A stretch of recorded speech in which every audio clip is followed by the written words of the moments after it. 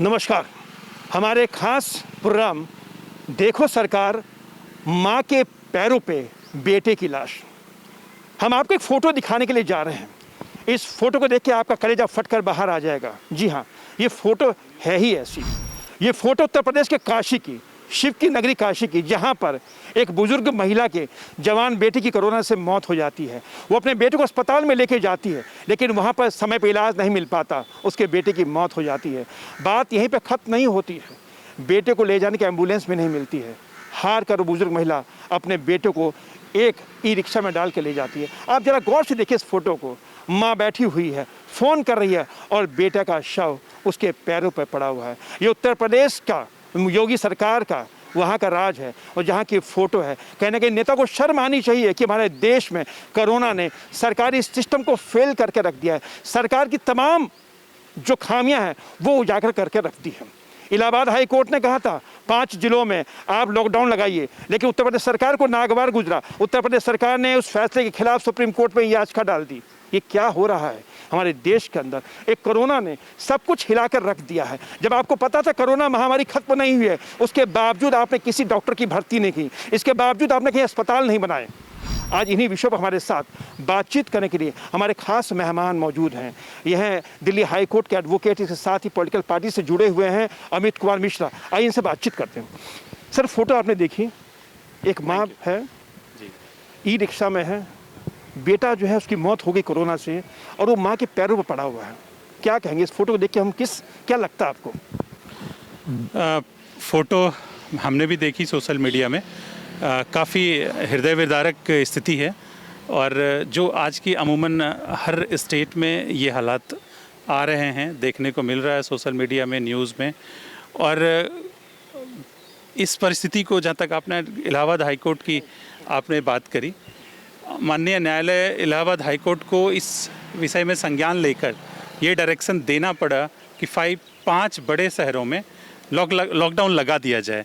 जबकि ये बात सही है, इलाहाबाद हाई कोर्ट के न्यायाधीशों को ये अच्छी तरह से पता है कि रोजी रोटी, रोज़गार, ये सारे ऑलरेडी 1 साल से बंद हैं। आगे बंद होने की संभावना बढ़ेगी तो और भी ज़्यादा दिक्कत होगी।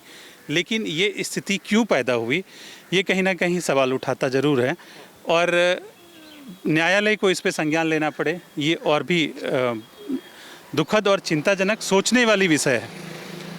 तो आज की जो अभी की लेटेस्ट न्यूज़ है उसमें माननीय सुप्रीम कोर्ट ने इस पे स्टे लगा दिया है हालांकि, लेकिन ये परिस्थिति आई क्यों, ये ज़्यादा सोचने वाली बात है।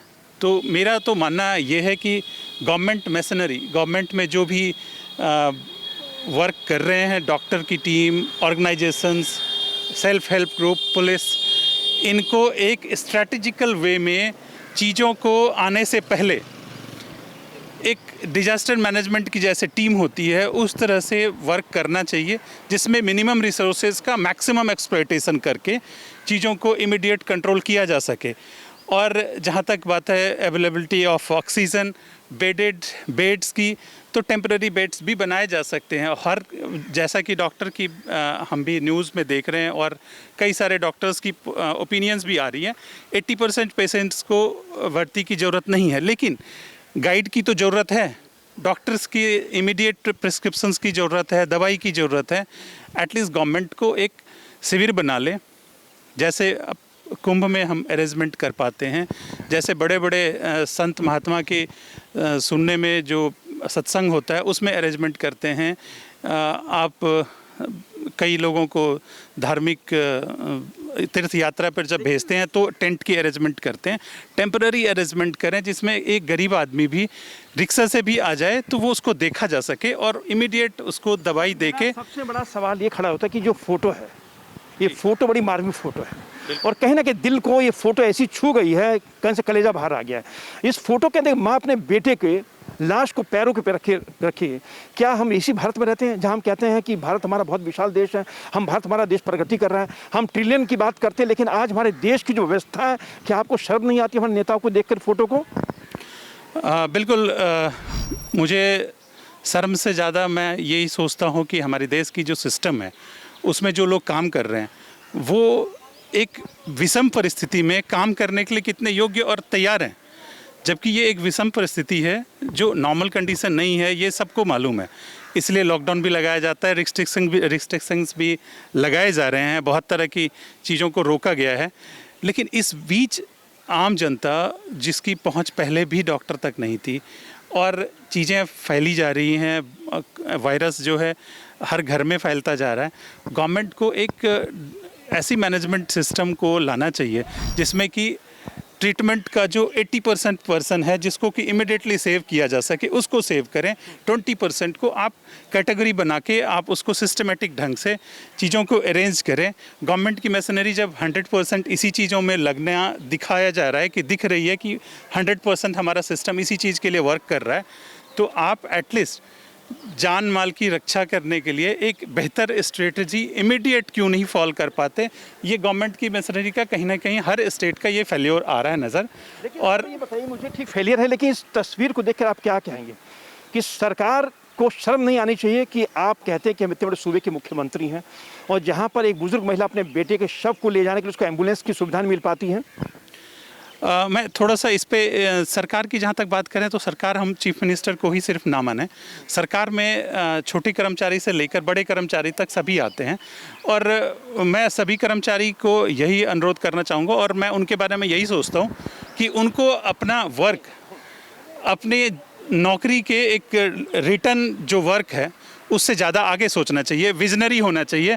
हर छोटे छोटे कर्मचारी को ये सोचना चाहिए कि आज हमारा एक कदम दूसरे के लिए और इस देश के लिए, इस राज्य के लिए, जनता के लिए 100 कदम तक आगे ले जाने वाली बात है। 2020 में कोरोना जो आया था, 2019 में कोरोना आया था, 20 में हम लोगों ने सबक क्यों नहीं लिया?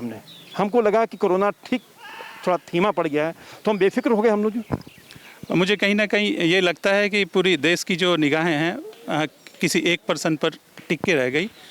उन्होंने काम किया तो ठीक है, उन्होंने काम नहीं किया तो सब कुछ अपने आप ही चलता रहेगा, ठीक हो जाएगा। क्योंकि बहुत लोगों की कमेंट्स न्यूज़ चैनल्स पे भी आ रहे हैं, जो लाइव हम लोग रिकॉर्डेड भी देख रहे हैं, और उसमें ये काफ़ी क्लियर ये समझ में आता है कि हर व्यक्ति को ये लगता है कि कुछ एक व्यक्ति हैं जिन्होंने काम किया तो वो किसी षड्यंत्र के तहत काम किया तो गलत किया। तो इस तरह से ना लेके चीज़ों को एनालाइज करें, साइंटिफिकली एनालाइज करें। सोसाइटी जब साइंटिफिकली सर्वाइव कर रहे हैं, कहीं ना कहीं हमारा सिस्टम जो है वो फेलियर हो गया इस फोटो के सामने। बिल्कुल फेलियर है, और कहीं ना कहीं ऊपर वाले ने भी हमारी जो ऑर्गेनाइजेशंस हैं, पूरी कंट्री की जो सिस्टम्स हैं, उसका एग्जामिनेशन भी ले लिया, और आप जो है सीखने के बाद भी सब कुछ भूल के रह गए। लेकिन सरकार की जिम्मेदारी बनती है, इलेक्शन में आप लोग लगातार प्रचार कर रहे हैं, लेकिन देश में महामारी से लोग मर रहे हैं, आपको उनकी परवाह नहीं की आपने?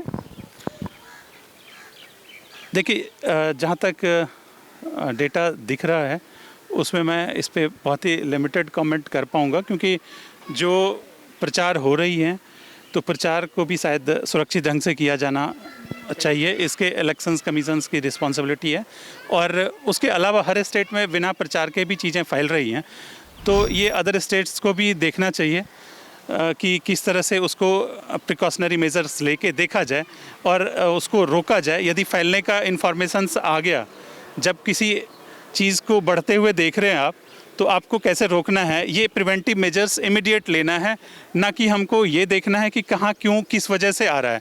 आप क्या रोक पा रहे हैं, कितने अच्छे ढंग से मॉनिटर कर पा रहे हैं, चीज़ों को प्रिवेंट कर रहे हैं, ये ज़्यादा इंपॉर्टेंट है। और आगे क्या प्रिकॉशंस लेने हैं, कहाँ पे रिक्वेस्ट करना है, कहाँ बंद कराना है, कहाँ चीज़ें बंद होनी चाहिए। कई जगह पे चीज़ें बंद भी हो गई हैं, तो उसको उस हिसाब से देखना चाहिए। लेकिन इमीडिएट कंसर्न ये होना चाहिए कि हमारी जनता में पैनिक ना हो, हमारे लोगों में, हमारी जो पब्लिक है, चाहे वो गरीब हो अमीर हो, किसी भी तरह को उनमें पैनिक ना हो, और उनको इमीडिएट राहत कैटेगरी वाइज, सीवियरिटी वाइज किसको कितना देना है, कहाँ देना है, कैसे कैटेगराइज करना है, ये कोई एक्सपर्ट टीम ही कर सकती है। जी चलिए सर, आपका बहुत बहुत धन्यवाद। ये थे कानून के जानकार अमित कुमार मिश्रा, जो हमारे साथ बातचीत कर रहे थे। बड़ी विडम्बना हमारे देश की, विडम्बना ये है कि ये तस्वीर बहुत कुछ बोलती है। ये तस्वीर बहुत कुछ हमें समझाती है। ये तस्वीर हमें आईना दिखाती है कि हम देश में रहते हैं। इस तस्वीर के अंदर वाकई जब देखेंगे, अगर आपका अंदर दिल होगा तो आपका दिल वाकई चित्कार उठेगा, आपका दिल जो है कलेजा फट के बाहर आ जाएगा। जहाँ पर एक माँ की बेबसी साफ नजर आती है, जहाँ पर एक माँ की बेबसी इतनी कदर दिखाई देती है कि वो कहती कि बेटा मुझे माफ़ कर देना, मैं तुझे बचा नहीं पाई, क्योंकि तू उत्तर प्रदेश के काशी में था, भगवान की नगरी में, शिव की नगरी में था, तुझे भगवान चाहते तो बचा सकते थे, लेकिन तुझे नहीं बचा पाए। वो माँ यही कह रही है। और लेकिन इस माँ की चित्कार को कौन सुनेगा, क्योंकि तमाम नेता जो हैं आज घर में छिपे बैठे हैं। तमाम नेताओं ने अपने कान में रुई डाल रखी है, क्योंकि उनको कोई मतलब नहीं है, क्योंकि इस महामारी में आम जनता ही मर रही है, क्योंकि वो सड़कों पे निकल रही है। और जिस तरीके से ये भयावह तस्वीरें जो सामने आ रही है, कहीं ना कहीं सरकार को आईना दिखा रही है। सरकार को कह रही है कि 70 सालों का जो आपने जिक्र करते थे, लेकिन आपके राज में जो कहानी आज सामने आई है, उसका कहीं ना कहीं आपको आने वाले समय में आपको इसका जवाब जरूर देना होगा।